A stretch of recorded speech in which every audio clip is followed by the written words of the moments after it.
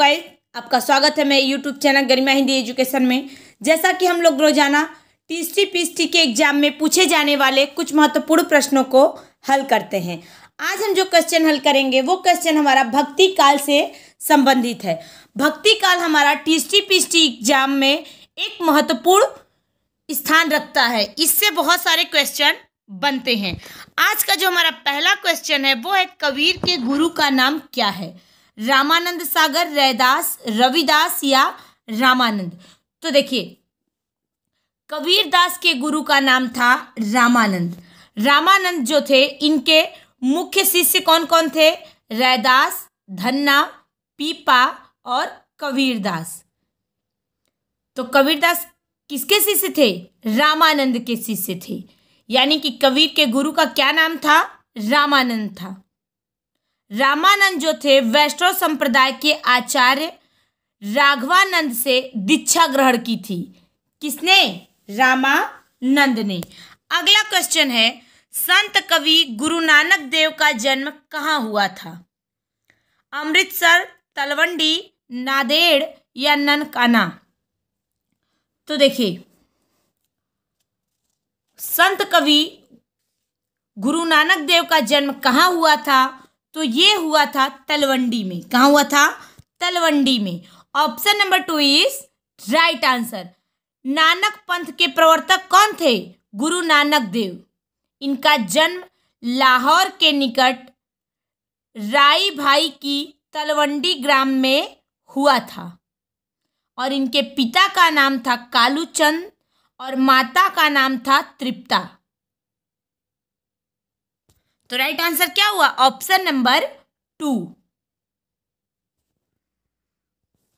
अगला क्वेश्चन है, हिंदी का प्रथम सूफी कवि है मुल्ला दाऊद, जायसी, मुल्ला वजही या कुतुबन। तो हिंदी का प्रथम सूफी कवि कौन है? तो वो है मुल्ला दाऊद।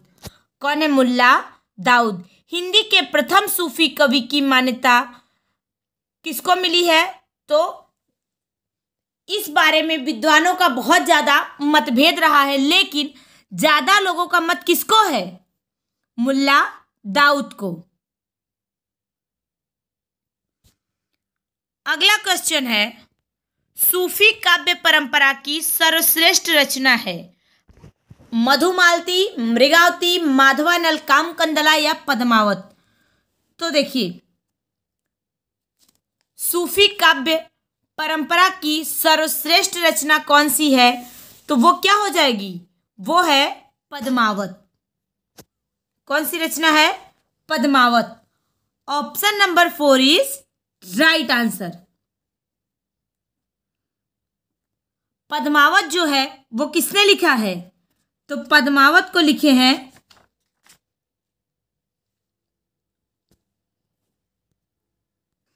पद्मावत को लिखने वाले हैं मलिक मोहम्मद जायसी। किसने लिखा है? मलिक मोहम्मद जायसी। कब लिखे थे? 1540 में। और मृगावती किसने लिखा है? तो मृगावती लिखे हैं कुतुबन। किसने लिखा है? कुतुबन। कब? 1503 में। पद्मावत जो है सूफी काव्य परंपरा का सर्वश्रेष्ठ ग्रंथ माना जाता है या रचना माना जाता है। अगला क्वेश्चन है, आचार्य रामचंद्र शुक्ल ने प्रेमाख्यान परंपरा का हिंदी में प्रवर्तक किसे माना जाता है या किसे मानते हैं? कुतुबन, ईश्वरदास, मुल्ला दाऊद या असाइद। तो देखिए, आचार्य रामचंद्र शुक्ल जो थे वो प्रेमाख्यान परंपरा का हिंदी प्रवर्तक किसे मानते थे? तो वो मानते थे कुतुबन को। किसको? कुतुबन को। इनकी रचना है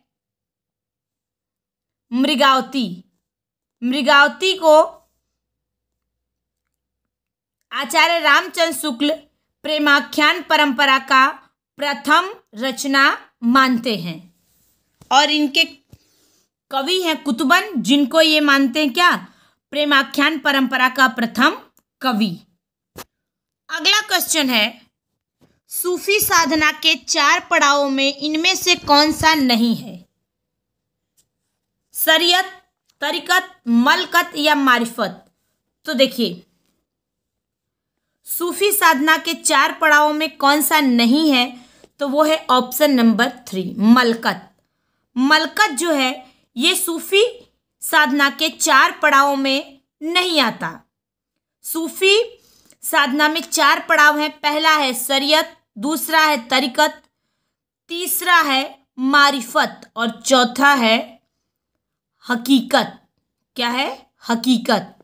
तो राइट आंसर क्या हुआ? ऑप्शन नंबर 3, क्योंकि मलकत जो है ये सूफी साधना के 4 पड़ावों में से नहीं आता है। अगला क्वेश्चन है, जायसी किस धारा के कवि हैं? ज्ञान मार्गी काव्य धारा, प्रेमाख्यानक काव्य धारा, नाथपंथी काव्य धारा या रसक काव्य धारा? तो देखिए, जायसी किस धारा के कवि हैं? तो क्या हो जाएगा? प्रेमाख्यानक काव्य धारा। Option number 2 is right answer.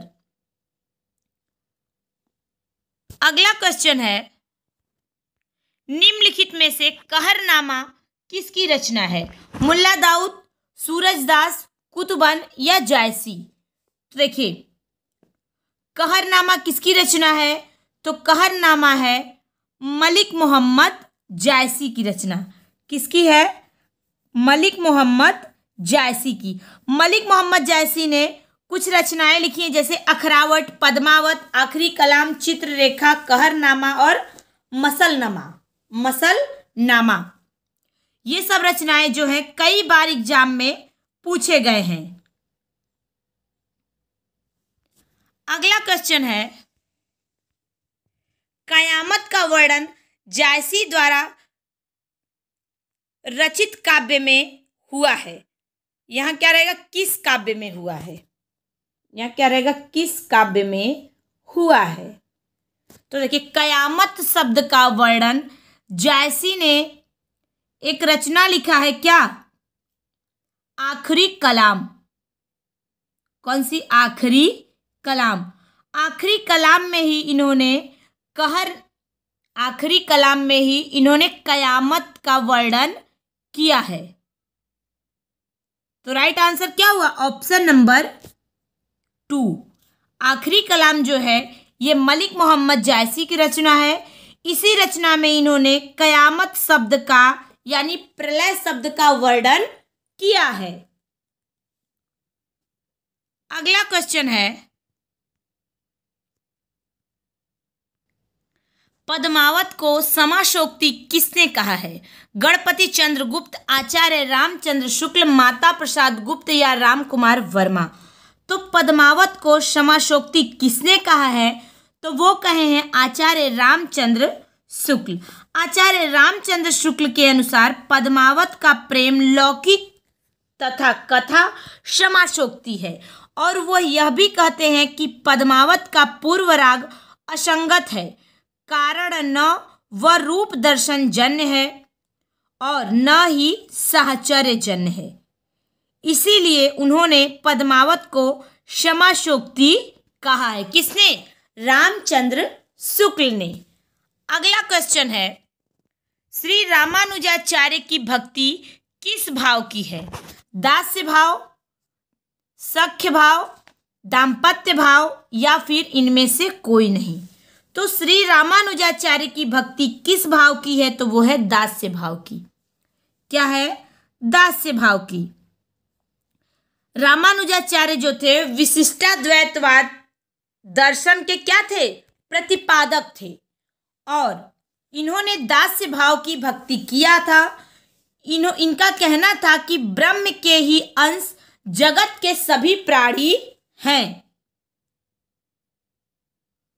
उनका मानना था कि भगवान का ही अंश पृथ्वी पे उपस्थित सभी प्राणी हैं।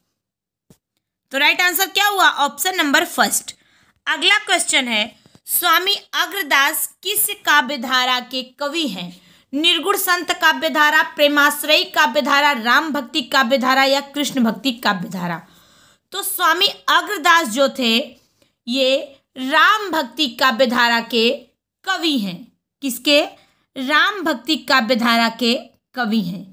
इस शाखा में बहुत सारे कवि आते हैं, जैसे रामानंद, तुलसीदास, नाभादास, प्राणचंद्र चौहान, केशवदास।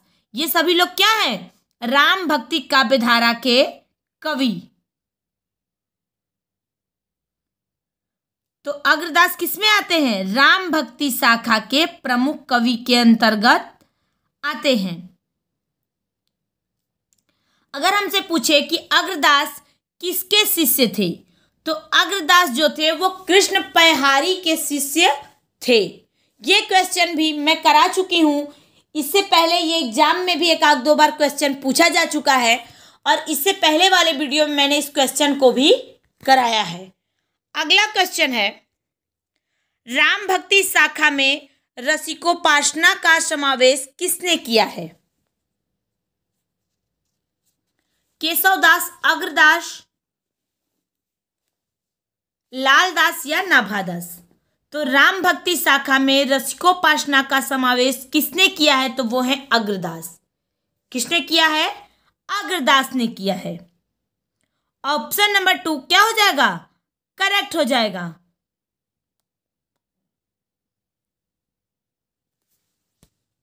अगला क्वेश्चन है, तुलसीदास की निम्नलिखित कृतियों में से कौन सी कृति कालखंडों में विभाजित नहीं है? पार्वती मंगल, बर्बर रामायण, गीतावली या कवितावली?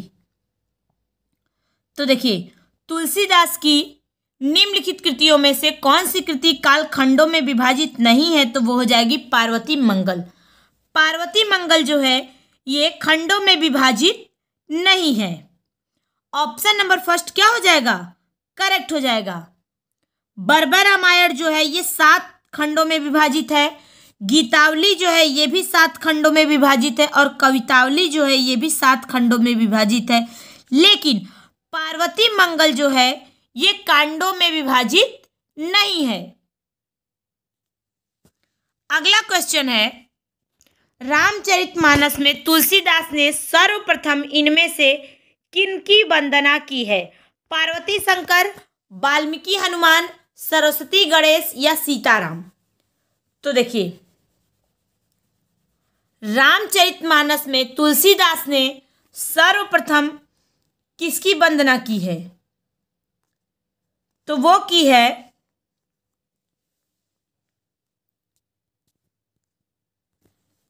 सरस्वती गणेश की।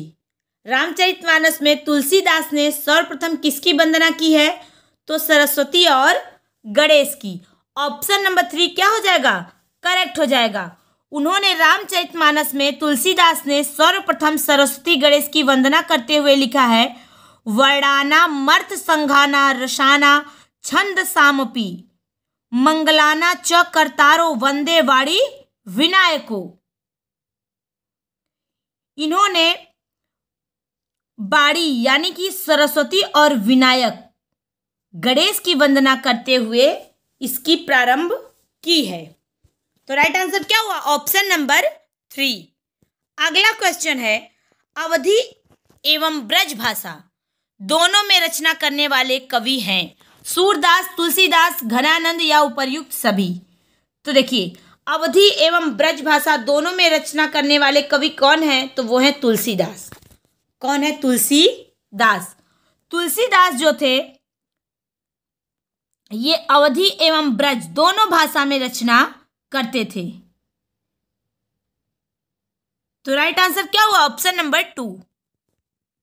अगला क्वेश्चन है, तुलसी कृत विनय पत्रिका रचित है ब्रज भाषा में, अवधी भाषा में, खड़ी बोली में या वैदिक संस्कृत में? तो देखिए, तुलसीदास की एक रचना है क्या? विनय पत्रिका। विनय पत्रिका हमें बताना है कि किस भाषा में है। तो विनय पत्रिका जो है वो तुलसीदास द्वारा लिखा गया है, और ब्रज भाषा में। किस भाषा में? ब्रज भाषा में। विनय पत्रिका का अर्थ क्या होता है, यानी विनय का क्या अर्थ होता है? विनम्रता पूर्वक निवेदन करना। अगला क्वेश्चन है, तुलसीदास ने किस काव्य की रचना सूरदास के अनुकरण पर की है? दोहावली, कवितावली, जानकी मंगल, गीतावली। तो तुलसीदास ने किस काव्य की रचना सूरदास के अनुकरण में की है? तो वो है गीतावली। गीतावली कितने कांडों में विभाजित है? तो 7 कांडों में विभाजित है। और तुलसीदास ने गीतावली की रचना सूरदास का अनुकरण पे किया है। अगला क्वेश्चन है, सूरदास किस काल के कवि थे? रीतिकाल, भक्तिकाल, आधुनिक काल या उपर्युक्त में से कोई नहीं। तो सूरदास किस काल के कवि हैं? तो सूरदास जो हैं वो भक्ति काल के कवि हैं, क्योंकि हम क्या पढ़ रहे हैं? भक्ति काल। और किसकी भक्ति करते थे सूरदास? तो कृष्ण की भक्ति करते थे। किसकी? कृष्ण की भक्ति करते थे। तो राइट आंसर क्या हुआ? Option number 2। अगला क्वेश्चन है, सूरदास कौन सी धारा के प्रतिनिधित्व कवि हैं? यही क्वेश्चन है जिसका आंसर मैंने अभी बताया, लेकिन क्वेश्चन क्या है? बिल्कुल घुमा दिया है। अगर पूछता कि सूरदास किसके कवि थे, तो कृष्ण के कवि हैं। अब इसमें क्वेश्चन क्या पूछा है? सूरदास कौन सी धारा के प्रतिनिधि कवि हैं? कृष्ण काव्य धारा, राम काव्य धारा, संत काव्य धारा या सूफी काव्य धारा? तो सूरदास जो थे वो कृष्ण काव्य धारा के कवि हैं। Option number first is right answer. इसी प्रकार क्वेश्चन हमारा बिल्कुल घुमा देता है, लेकिन हमारा आंसर चेंज नहीं होता। तो राइट आंसर क्या होगा? ऑप्शन नंबर फर्स्ट, कृष्ण काव्य धारा के सूरदास कवि थे। ये रहा हमारा आज का क्वेश्चन। मुझे उम्मीद है सभी लोग समझ में आया होगा। सभी लोग ध्यान से देखें। Thank you so much.